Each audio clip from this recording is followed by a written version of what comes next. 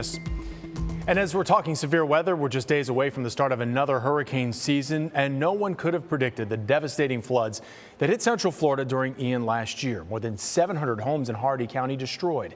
Tonight, our Michael Paluska following through on this story and showing us how far a little humanity and goodwill can go.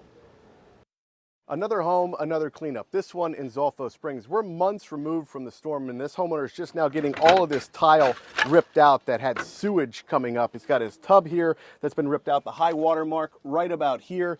They're doing all this work with volunteers, but he's still got months before his home is even close to being finished.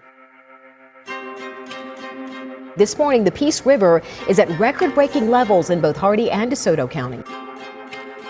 The problem isn't going away anytime soon. People say it will take at least 3 or 4 days for the water from the green swamp to the north to drain here, meaning these floodwaters will get even higher. Communities near the Peace River in Polk County are seeing major flooding. Everyone I've talked to, including the sheriff, tell me they have never seen the Peace River this high before. Right now, first responders are focused on rescuing people who may still be trapped, surrounded by water. I don't have any idea how to navigate. I would say 6 months later, I still don't know how to navigate the whole process. It changes daily, the rules change, the funding sources change, and so our big motto right now for Hurricane Ian is pivot.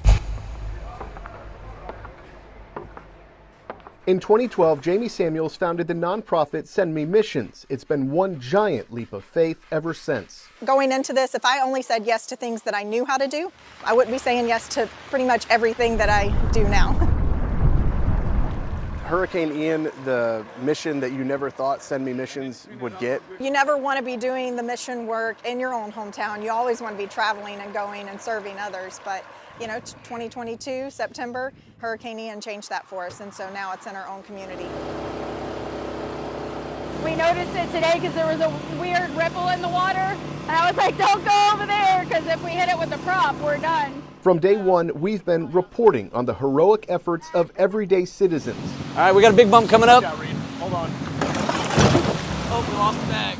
We've been with them, navigating the treacherous floodwaters of the Peace River, risking it all to make supply drop after supply drop. As the waters receded, the true scope of the disaster came into focus. Cleanup and recovery turning into a sick game of whack-a-mole.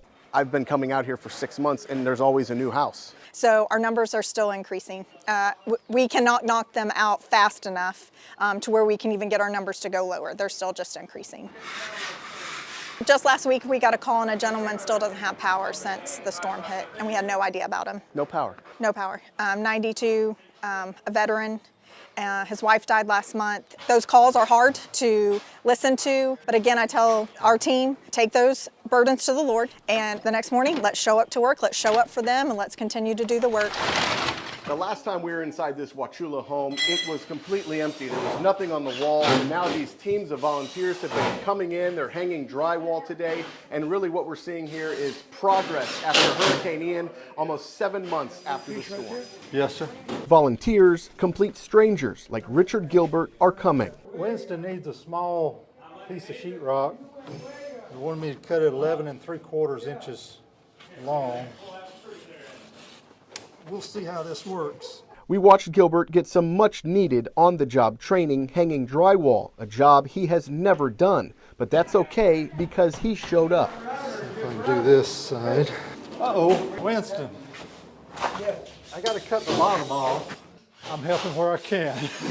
Try not to get in the way. It's physically demanding to move the stuff around, but it's not, you just have to stay with it.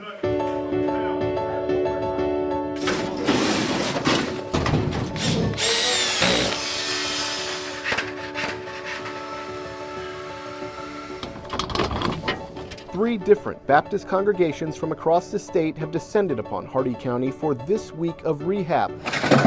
Everyone feverishly working with one looming thought, now top of mind. I don't want to speak this into existence, and I don't want to jinx anything, but obviously hurricane season is a couple of weeks away. If the event is we do get hit, either full on or just a glancing blow again, you do have the resources now to react even faster. We do have the resources to act faster. It'll be hard. It'll be a tough one. Personally, I know it'll be a tough one for even those in leadership that I'm working with. The meetings go on and on and on. I know it's 6 months later, but we are still meeting constantly. The long-term recovery group is still just now standing up. Funding is just now coming in for a lot of what we're doing, and it'll be really hard. In Hardee County with photojournalist Reed Moeller, Michael Paluska, ABC Action News.